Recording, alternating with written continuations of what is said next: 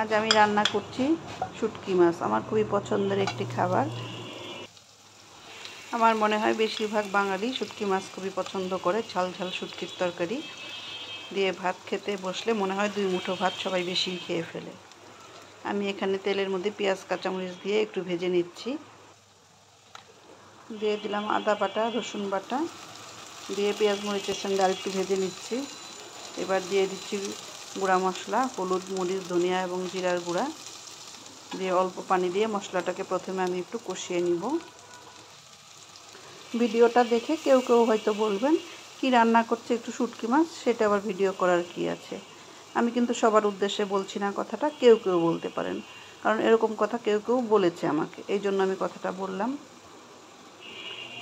আপনার ভালো লাগলে দেখবেন, ভালো না লাগলে নাই দেখতে পারেন।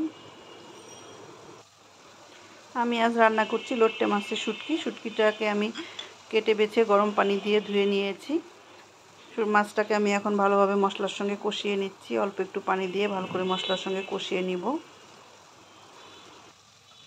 ছোটোবেলায় কবিতায় পড়েছি, পাছে লোকে কিছু বলে। এই পাছে লোকে কিছু বলার মানুষের অভাব নেই, সে বলতেই থাকবে।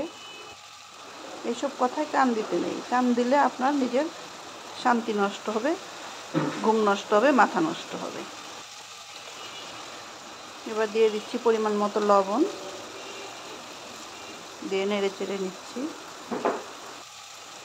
আমার শুটকি মাছটা কষানো হয়েছে। আমি এবার এর মধ্যে দিয়ে দিব সবজিগুলো।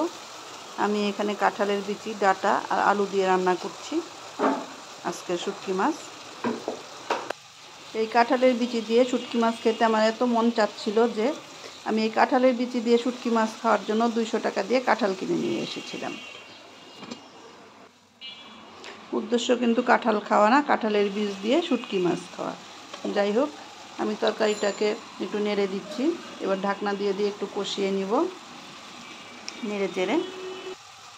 আমার মতো কে কে শুটকি মাছ খেতে পছন্দ করেন কমেন্টসে বলে যাবেন। আর আমার রান্নাটা কেমন হলো সেটাও কিন্তু বলবেন। সবজিটা আমার কষানো হয়ে গেছে। আমি এখন একটু পানি দিয়ে ঝোল দিয়ে সিদ্ধ বসিয়ে দিব। বাকি সবজিটুকু সিদ্ধ হওয়া পর্যন্ত অপেক্ষা করব।